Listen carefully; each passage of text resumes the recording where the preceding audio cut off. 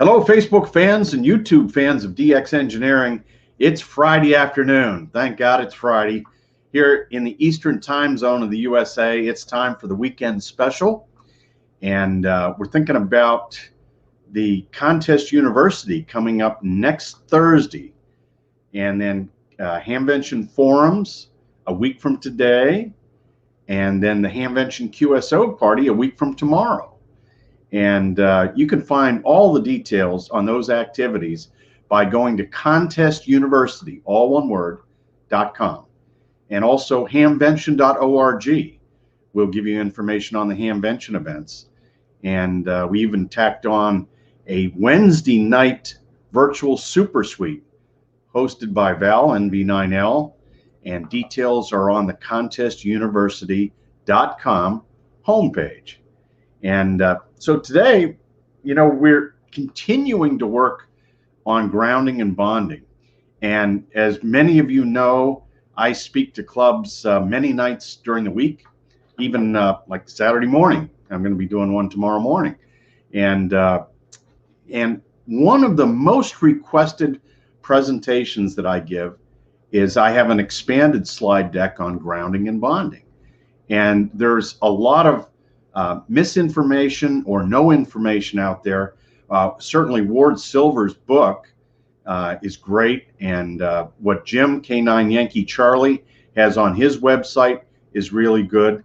But I want to share a few more things that we're doing here at K3LR when it comes to grounding and bonding, and maybe it can help you in your quest to make grounding and bonding work a little better.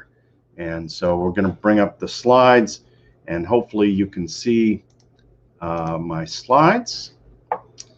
And so this is, we've shown this slide before, but it's very important. This technique of using an RF ground plane, so of using either aluminum or copper underneath the radio is shown in this slide. It's a sheet of metal. It does help equalize the voltages, and so it keeps everything at the same potential.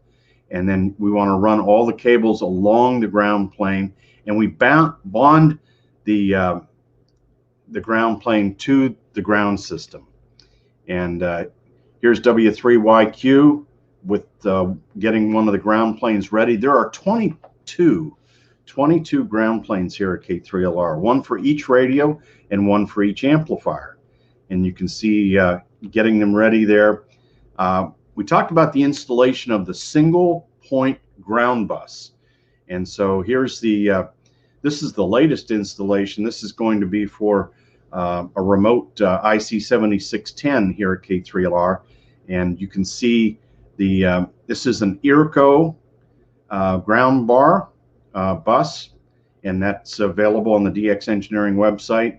And then the 2-inch strap going from the brass screws with external tooth lock washers, and that goes down to, right underneath the operator table is a trough, and in that trough are 13 ground rods.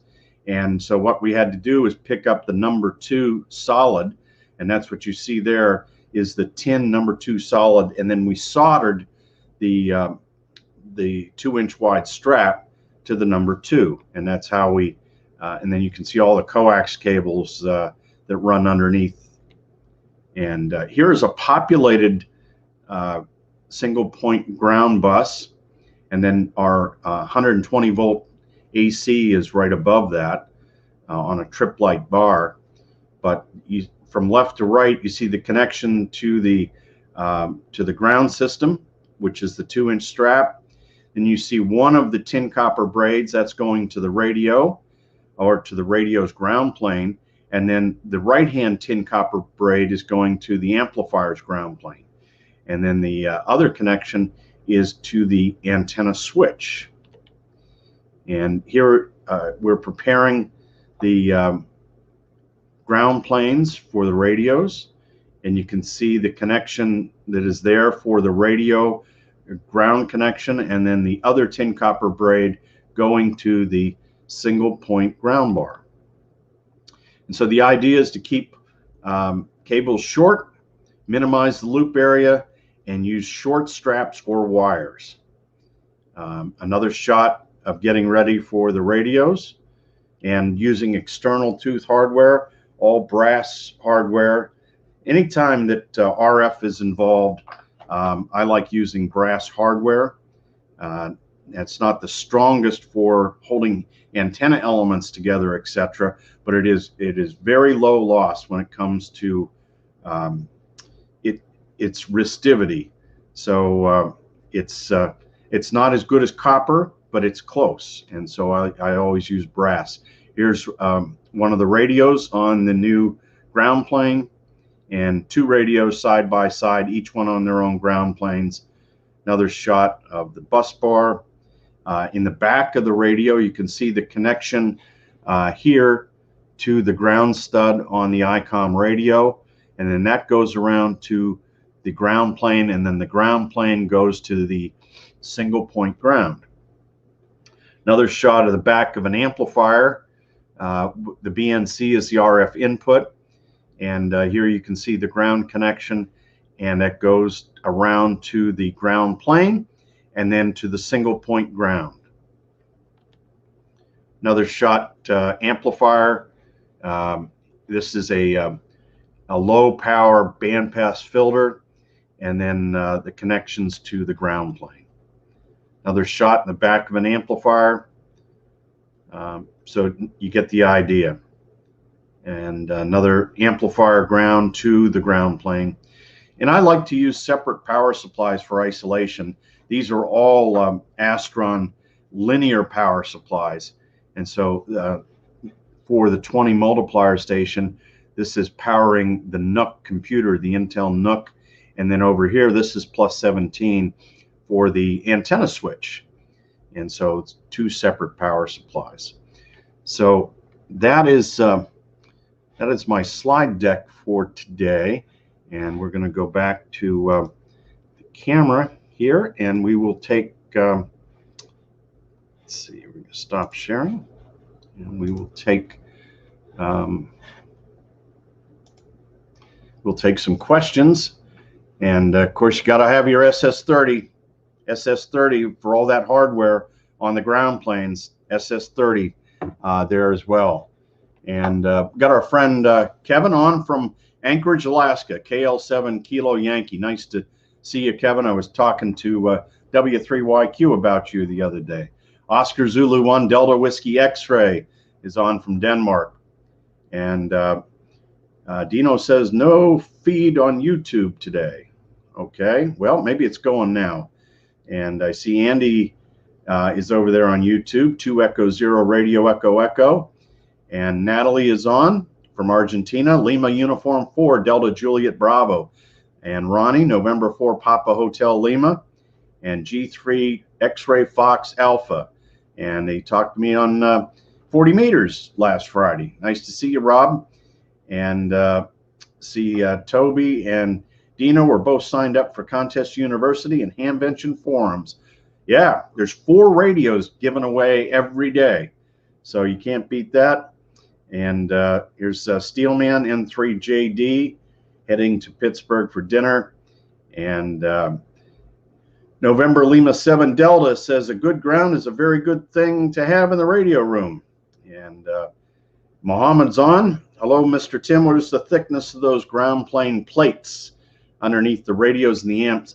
It's on, Mohammed, it is on the website how thick they are, but they're pretty thick. They're pretty heavy, actually.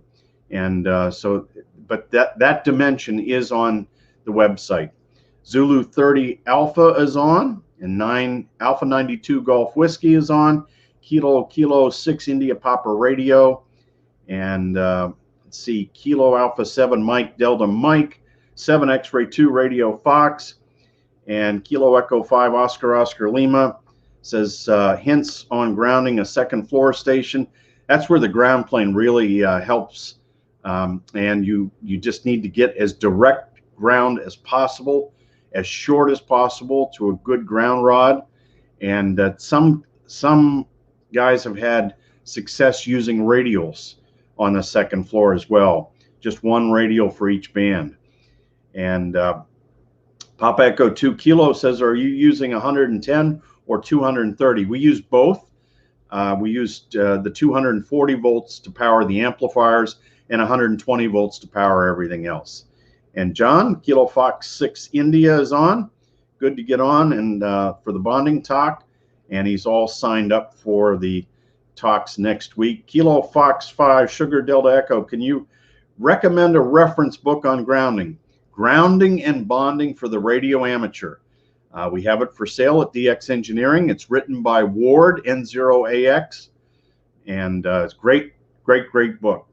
Joe, he says, I use DX Engineering ground buses and lightning protection and ground straps in my shack, and he wrote about it in his December 2020 CQ column. Thank you for that, Joe.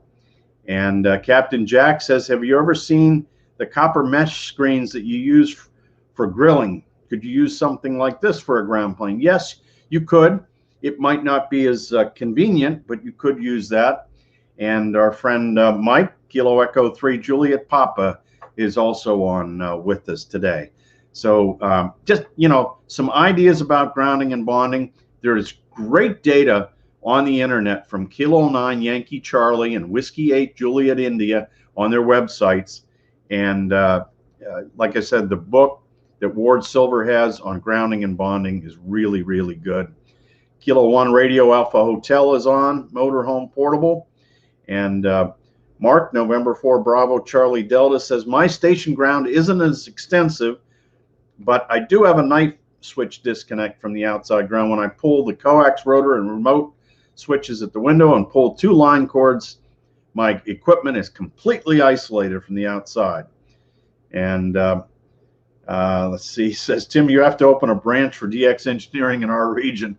Well, we're having a ball just with Talmadge, Ohio, and Sparks, Nevada. And let's see, Andy says, I just got the MCOM 3 ordered this morning. Any good suggestions for grounding?